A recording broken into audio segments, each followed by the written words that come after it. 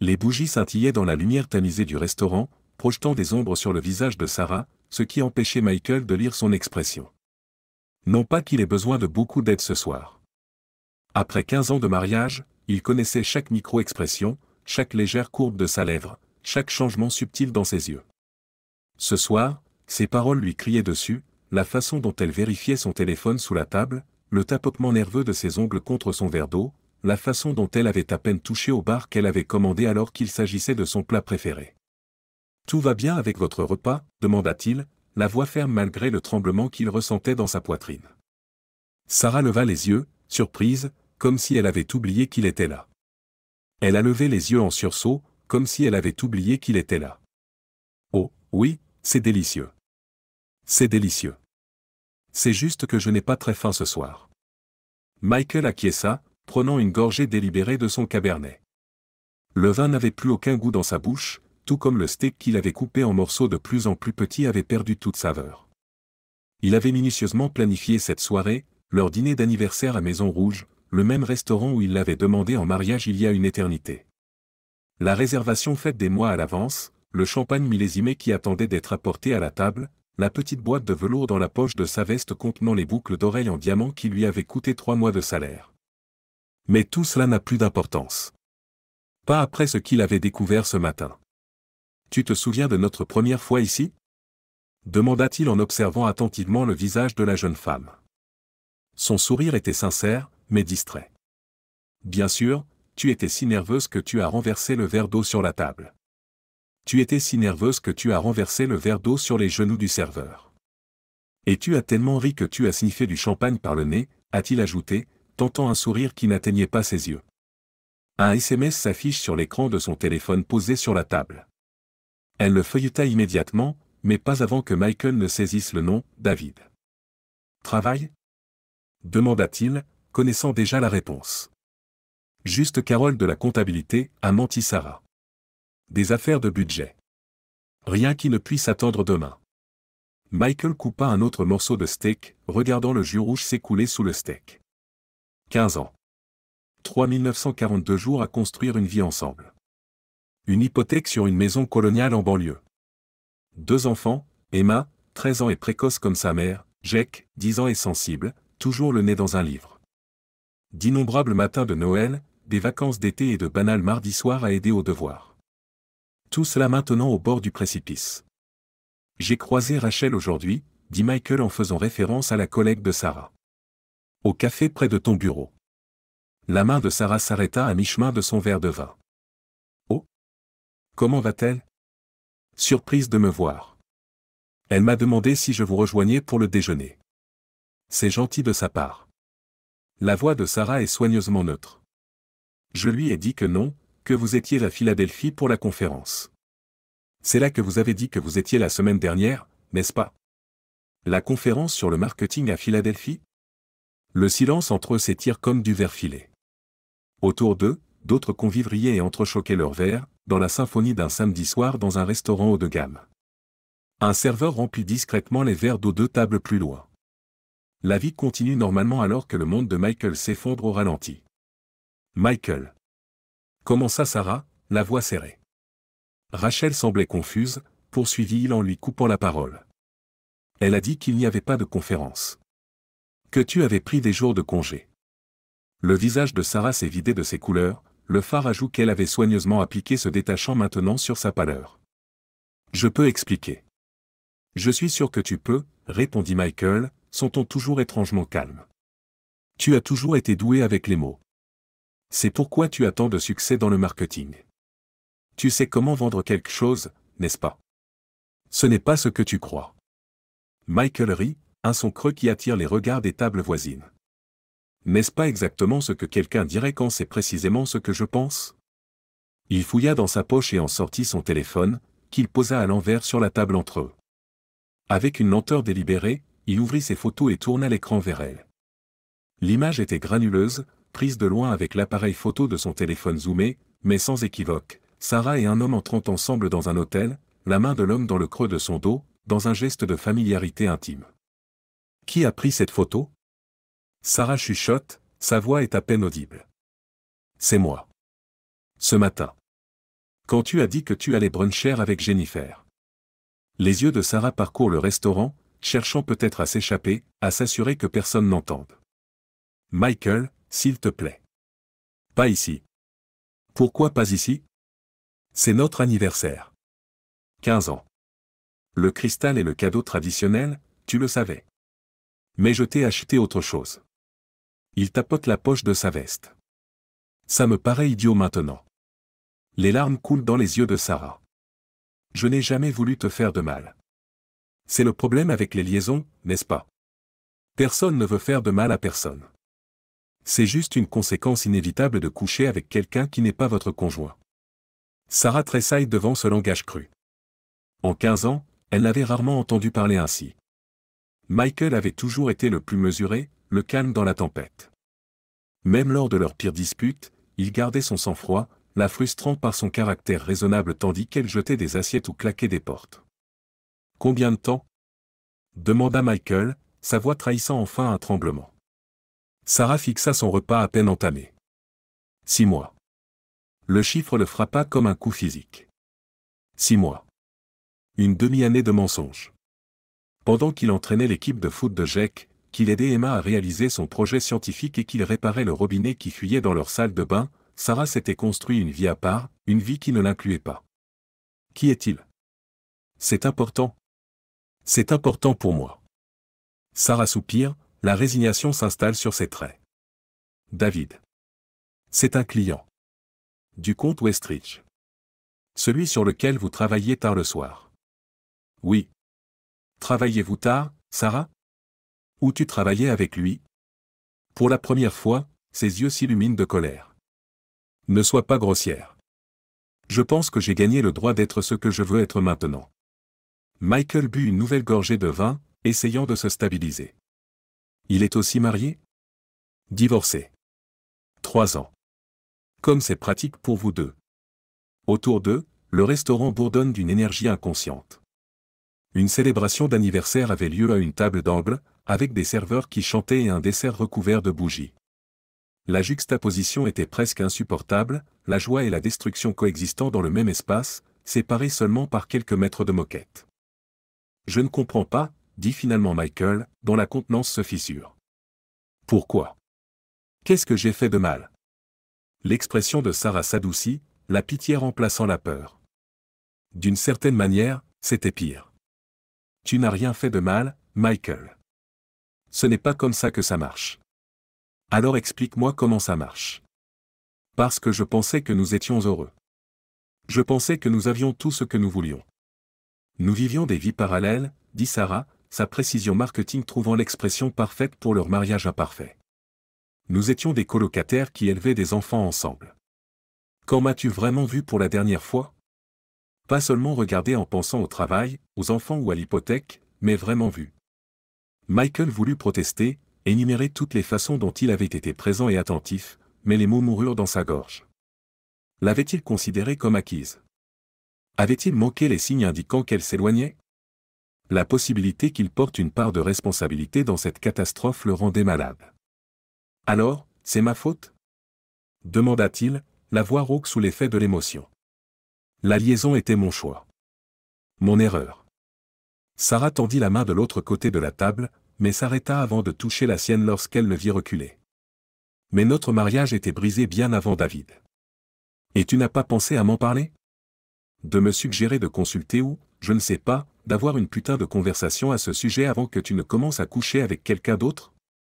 J'ai essayé, Michael. J'ai essayé pendant des années.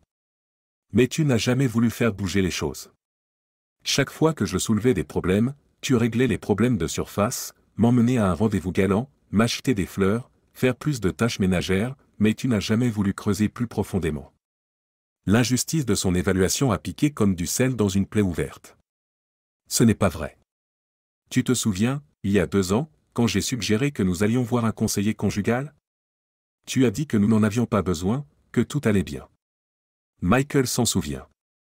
Il avait rejeté ses inquiétudes, convaincu que chaque mariage avait ses hauts et ses bas et que le leur n'était pas différent. Cela avait-il été le début de la fin? Un moment critique où il avait choisi la mauvaise voie? Je ne savais pas que c'était si grave, dit-il doucement. Parce que tu ne voulais pas savoir. Le téléphone de Sarah vibra à nouveau sur la table. Ils le regardèrent tous les deux, le nom, David, s'illuminant sur l'écran un bref instant avant qu'il ne s'éteigne à nouveau. « Il t'attend quelque part en ce moment ?» demanda Michael, une nouvelle vague de nausées l'envahissant. « Tu avais prévu de le rencontrer après notre dîner d'anniversaire ?» Le silence de Sarah est une réponse suffisante. Jésus-Christ. Michael se passa une main dans les cheveux, soudain conscient qu'ils étaient en train de créer une scène. Le couple à la table voisine ne regardait pas dans leur direction, leur propre conversation étant devenue silencieuse. « Tu m'aimes ?» La question était suspendue entre eux comme une lame de guillotine. « Je ne sais pas, » dit finalement Sarah. « Peut-être. C'est différent avec lui. Excitant. Nouveau. Et moi, je suis juste vieille et familière. Comme un pull confortable que l'on a dépassé. Ce n'est pas juste. Rien de tout cela n'est juste, Sarah. » Il a perdu le contrôle, sa voix s'est élevée au point de faire tourner les têtes. Il prit une profonde inspiration, se forçant à retrouver un semblant de calme. « Et les enfants ? As-tu pensé à ce que cela va leur faire ?» Les yeux de Sarah se remplissent de larmes fraîches. « Bien sûr que oui. Je pense constamment à eux. Pourquoi crois-tu que j'ai été si déchiré à l'intérieur ? Mais les enfants sont résistants, Michael. Ils s'adaptent. Et ils méritent des parents qui sont vraiment heureux, qui ne se contentent pas de faire semblant. C'est ce que tu te dis pour te justifier ? Que détruire leur maison est en quelque sorte pour leur bien. Je ne suggère pas que nous divorcions, dit Sarah, le surprenant. Michael la dévisagea. Qu'est-ce que tu suggères exactement ? Je ne sais pas encore. Je suis confuse. Je tiens à toi, à notre famille. Mais tu veux aussi garder ce putain de David, termine Michael. Sarah tressaillit à nouveau. Je veux être honnête avec toi. N'est-ce pas ce que tu préfères ? Plutôt que d'autres mensonges ? Un rire creux lui échappa. Ce que je préférerais, c'est une femme qui respecte ses vœux. Mais apparemment, ce bateau a coulé. Le serveur s'approcha de leur table, son sourire professionnel s'estompant à mesure qu'il sentait la tension. Puis-je vous intéresser à notre carte des desserts ? Non, dit Michael brusquement, au même moment où Sarah dit « Ça va, merci ». Alors que le serveur se retirait, Michael sortit son portefeuille et déposa plusieurs billets sur la table, suffisamment pour couvrir leur repas à peine arrosé et un généreux pourboire. « Où vas-tu ? » demanda Sarah lorsqu'il se leva. « J'ai besoin d'air. Je ne peux pas rester assis ici à prétendre que tout est normal alors que ma vie entière s'effondre autour de moi. » Il marqua une pause, se souvenant de ce qui s'était passé. « Les enfants sont chez ta mère pour le week-end. Tu seras à la maison ce soir, ou dois-je leur dire que tu travailles encore tard ? » Le coup a fait mouche. Le visage de Sarah se décompose. « Michael, je t'en prie. Parlons-en. Je pense que tu en as assez dit pour cette nuit. » Il sortit la boîte de velours de sa poche et la posa sur la table à côté de son assiette.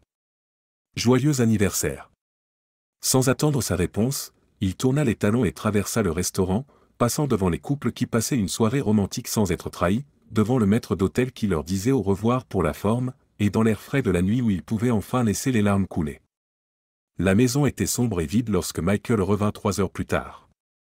Il avait conduit sans but, se retrouvant finalement dans un bar où il avait bu un whisky et ignoré les regards inquiets du barman.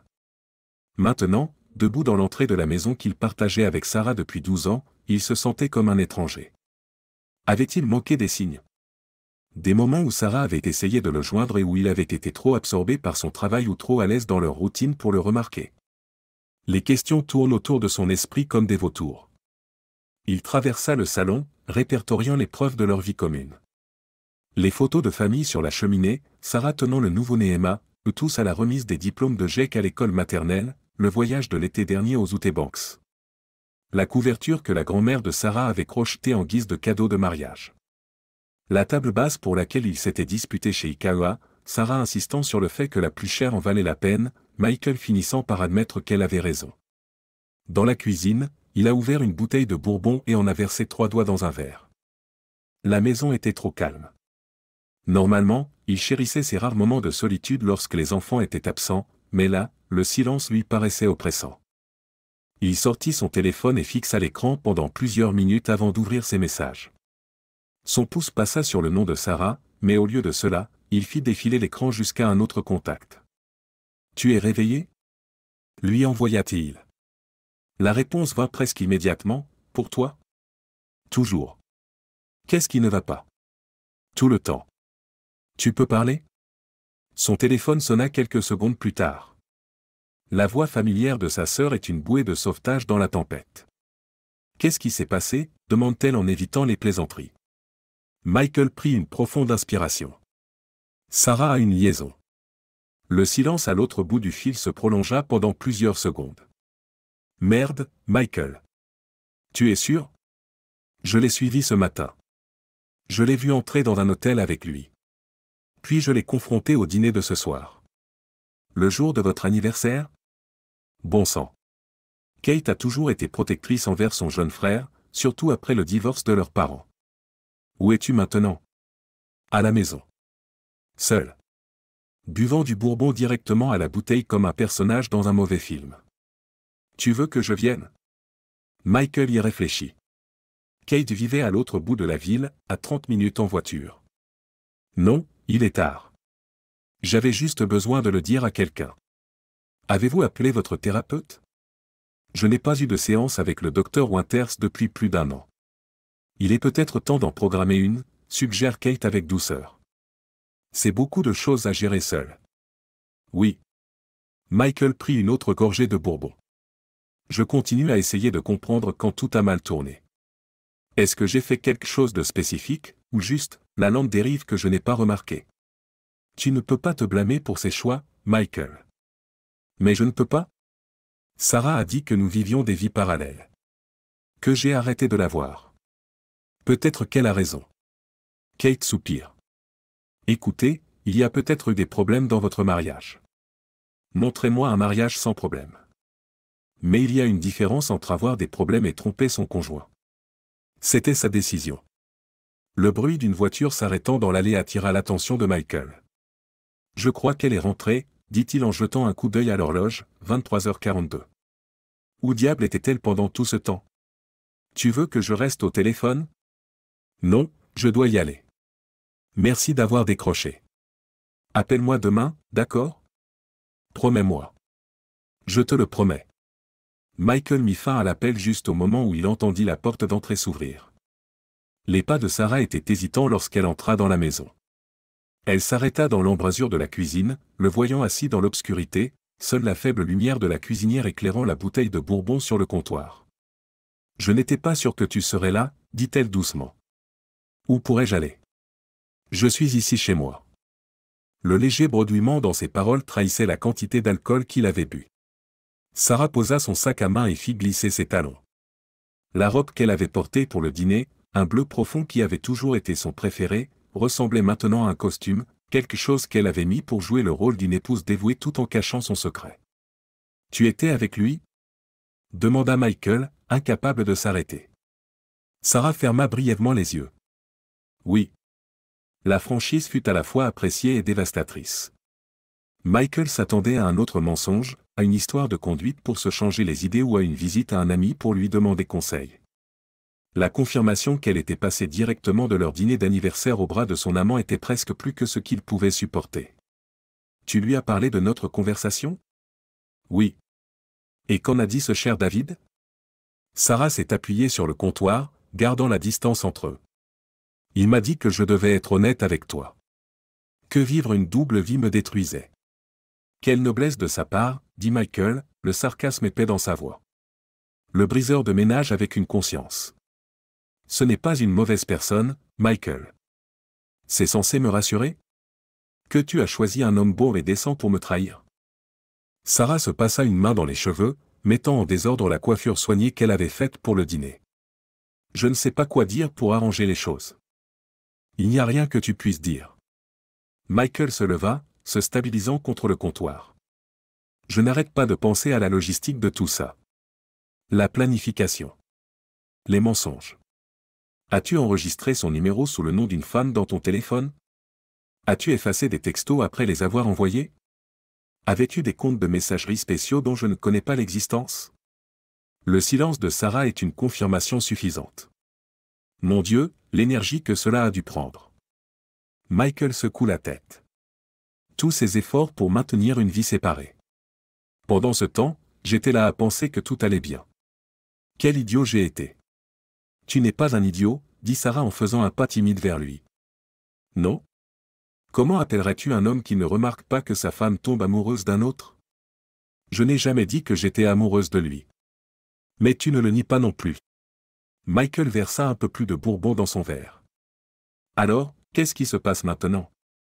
On fait comme si cette conversation n'avait jamais eu lieu?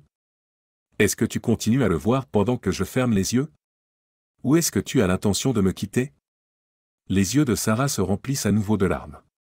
Je ne sais pas ce que je veux. Ce n'est pas suffisant, Sarah. Plus maintenant. L'alcool lui a délié la langue, libérant la colère qu'il s'efforçait de contenir. Tu ne peux pas détruire notre famille et dire ensuite « je ne sais pas ». Tu me dois plus que ça.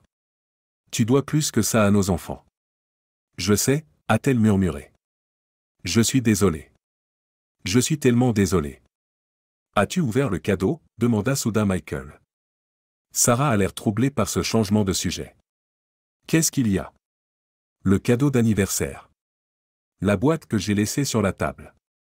Non, je l'ai oubliée au restaurant.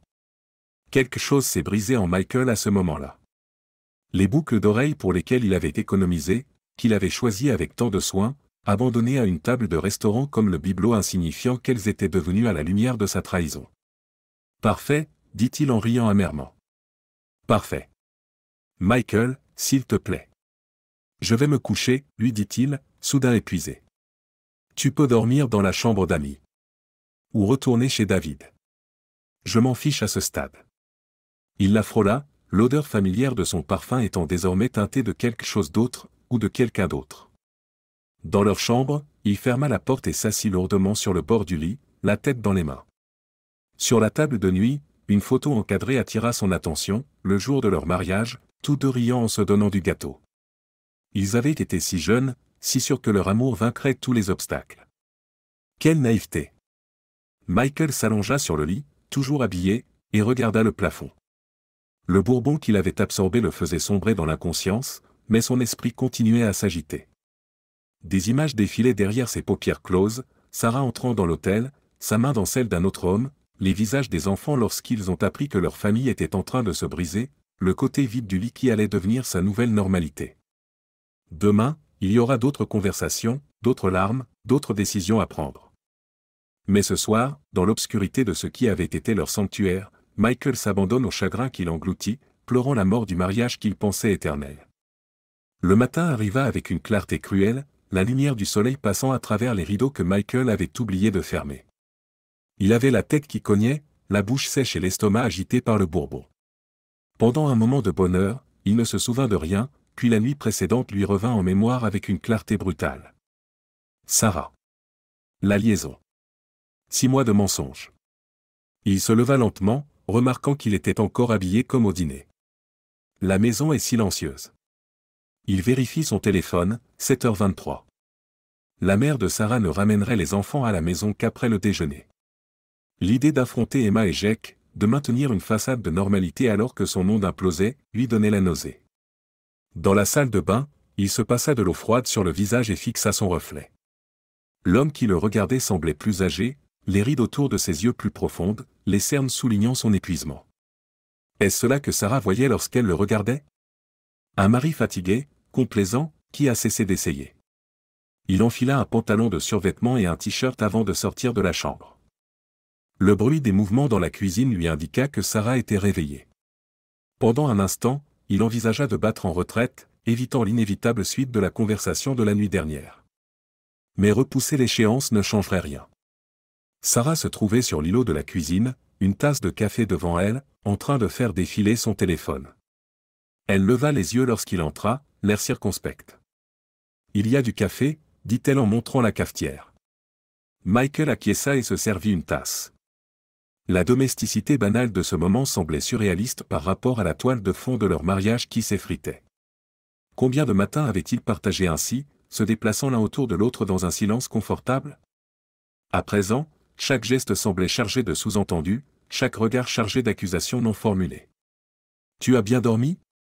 demanda Sarah, rompant le silence.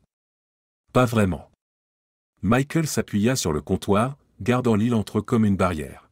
« Toi. » Par intermittence. Elle posa son téléphone, l'écran face au comptoir. « Il faut qu'on parle de la suite. » « Oui, il le faut. » Michael prit une gorgée de café, grimaçant lorsque le liquide chaud frappa son estomac vide. « Mais d'abord, j'ai besoin de tout savoir. » Sarah fronce les sourcils. Sarah fronce les sourcils, qu'est-ce que tu veux dire? J'ai besoin de toute la vérité, Sarah. Plus de mensonges, plus d'omissions. Je veux savoir quand ça a commencé, comment ça a commencé, combien de fois tu l'as vu. Tout. Pourquoi te torturer avec des détails? Est-ce que ça a vraiment de l'importance? C'est important pour moi, insiste Michael. Je ne peux pas prendre de décision sur notre avenir tant que je n'ai pas compris exactement ce qui s'est passé. Sarah soupira, enroulant ses mains autour de sa tasse comme si elle cherchait à se réchauffer. Cela a commencé lors de la retraite de l'entreprise en octobre. Le comte Westridge était nouveau et David est venu pour discuter de la stratégie. Nous avons fini par discuter tard un soir au bar de l'hôtel, après que tout le monde soit allé se coucher. Michael se souvient de cette retraite. Sarah l'avait appelé chaque soir, lui parlant des sessions auxquelles elle avait participé, se plaignant de ses collègues. Tout en préparant le terrain pour sa liaison. « Tu as couché avec lui à l'époque ?» Sarah hésite, puis acquiesce. Le dernier soir de la retraite. Nous avions tous les deux trop bu. Ce n'était pas prévu. Mais ça a continué quand vous êtes rentrés. Pas tout de suite. Je me suis senti très mal à l'aise. Je l'ai évité pendant des semaines, j'ai essayé de faire reprendre le compte par quelqu'un d'autre. La voix de Sarah est stable, comme si elle avait répété cette explication. Mais nous avons continué à nous croiser au bureau, et finalement, oui, ça a continué. À quelle fréquence? Michael. Combien de fois, Sarah? Sa voix était plus dure maintenant. 1 ou 2 fois par semaine, en général. Parfois plus. La fréquence l'a frappé comme un coup physique. Il avait imaginé des essais occasionnels, des moments de faiblesse, par un programme régulier de trahison. Et le voyage à Philadelphie? Celui qui n'était pas vraiment une conférence? Sarah regarde son café. Nous sommes partis ensemble. Il a un ami qui possède une cabane dans les Poconos. Michael ferma les yeux, essayant de bloquer les images que ces mots évoquaient. Alors, pendant que j'étais ici avec les enfants, pensant que tu participais à des ateliers de développement professionnel, tu étais en fait en escapade romantique avec ton amant. Oui. Au moins, elle n'a pas essayé de l'édulcorer. Y a-t-il eu d'autres voyages dont je ne suis pas au courant? Un week-end à New York en janvier. Je t'ai dit que c'était un voyage entre filles avec Jennifer. Jennifer. Michael rit sans humour. Est-ce qu'elle existe vraiment, ou est-ce que c'est juste ton alibi? Elle est réelle. Elle m'a couvert quelquefois. La révélation qu'une des amies de Sarah était au courant de la liaison et avait activement aidé à la dissimuler a ajouté une nouvelle couche de trahison. Qui d'autre est au courant? Ta mère? D'autres amis? Personne d'autre. Juste Jennifer. Michael posa sa tasse avant d'être tenté de la jeter. Est-il venu dans notre maison? Dans notre lit? Non, dit Sarah avec fermeté. Jamais. Je ne ferai jamais ça. Tu ne ferais pas ça? La voix de Michael s'élève, incrédule. Tu t'es tapé un autre homme pendant 6 mois, tu m'as menti tous les jours, mais entrer dans notre maison, c'est dépasser les bornes? Sarah tressaillit à son ton. Je sais que ça a l'air ridicule. Mais oui, il y avait des limites. Comme c'est gentil de ta part. Michael arpente la cuisine, incapable de rester en place. Qu'en est-il de la protection? Avez-vous utilisé des préservatifs avec lui? La question semble prendre Sarah au dépourvu. Oui, toujours. Et je suis censé croire ça? Après des mois de mensonges? Je ne mettrai jamais ta santé en danger, Michael. Il voulait la croire, mais la confiance lui semblait un concept étranger. Je vais devoir faire un test. Sarah acquiesça, acceptant cela sans discuter. Un silence pesant s'installa entre eux, rompu uniquement par le tic-tac de l'horloge sur le mur, qui comptait les heures avant qu'ils n'aient à faire face à leurs enfants. Qu'est-ce qu'il te veut? demanda finalement Michael. Est-ce qu'il te pousse à me quitter? À divorcer? Sarah passa une main dans ses cheveux emmêlés. Elle ne les avait pas coiffés ce matin, et sans maquillage, les cernes sous ses yeux correspondaient aux siens. Il dit qu'il veut être avec moi officiellement. Qu'il en a assez de se faufiler partout. Et qu'est-ce que tu veux? Je ne sais pas. La voix de Sarah se fissure. Je tiens à lui. Quand je suis avec lui, je me sens vivante comme je ne l'ai pas été depuis des années. Mais j'aime notre famille. J'aime la vie que nous avons construite. Et malgré tout, je tiens toujours à toi, Michael. Tenir à moi, répéta Michael sans embâche. Pas m'aimer. Les yeux de Sarah se remplissent de larmes. Je ne sais plus ce que je ressens. Tout est si confus. Eh bien, pendant que tu fais le tri dans ta confusion, laisse-moi être très clair sur quelque chose. La voix de Michael était ferme maintenant, sa gueule de bois oubliée par la poussée d'adrénaline. Je ne vivrai pas dans un mariage où je suis une option. Je ne te partagerai pas avec lui ou avec quelqu'un d'autre. Tu dois donc te décider, Sarah. C'est lui ou moi. Ce n'est pas si simple. C'est exactement aussi simple que ça, lui a répondu Michael. C'est toi qui as créé cette situation. Tu n'as pas le droit de nous avoir tous les deux. Sarah essuie ses larmes du revers de la main. Que penses-tu d'une thérapie? Serais-tu prête à essayer? La question le surprend. Une thérapie? Un conseiller conjugal. Pour voir si nous pouvons surmonter cette épreuve. Si nous pouvons nous reconstruire. Michael y réfléchit. Une partie de lui voulait rejeter l'idée d'emblée, comment une thérapie pourrait-elle réparer ce qu'elle avait brisé? Mais une autre partie, celle qui se souvenait de 15 ans d'histoire, qui pensait au visage d'Emma et de Jake, hésitait. Tu mettrais fin à ta relation avec lui? Complètement. Aucun contact. Sarah n'a pas répondu immédiatement, ce qui était déjà une réponse en soi. Je ne peux même pas croire que tu aies besoin de penser à ça, dit Michael, le dégoût évident dans son ton. Si tu n'es pas prête à couper les ponts avec lui, il n'y a aucune raison de le conseiller. Ce n'est pas si simple, répète Sarah. Nous travaillons ensemble. Le compte Westridge est mon plus gros client. Alors transférez le compte à quelqu'un d'autre. Ou trouve un nouvel emploi. Ce sont des problèmes avec des solutions, Sarah. Si tu veux sauver notre mariage, tu trouveras un moyen. Et toi? Sarah lance un défi, un éclair de colère dans les yeux. Que es-tu prêt à changer? Michael la regarde avec incrédulité. Tu essaies vraiment de mettre sur le même plan mes défauts en tant que mari et ta liaison? Non, mais je ne me suis pas réveillé un jour et j'ai décidé de te tromper sans raison. Notre mariage est brisé depuis des années, Michael. Tu as été émotionnellement absent, concentré sur le travail et les enfants, mais jamais sur nous. J'ai essayé de te dire que j'étais malheureuse, mais tu n'as pas voulu l'entendre. L'accusation a piqué parce qu'elle contenait une part de vérité. Michael avait remarqué les tentatives de Sarah pour discuter de leur relation au fil des ans, mais il s'était toujours défilé, supposant qu'il traversait simplement les hauts et les bas normaux du mariage. Avait-il été complaisant? Absolument. Mais cela ne justifiait pas sa trahison. C'est donc de ma faute, dit-il sans embâche. Non. La voix de Sarah s'adoucit. La liaison est de ma faute. Mon choix. Mon erreur.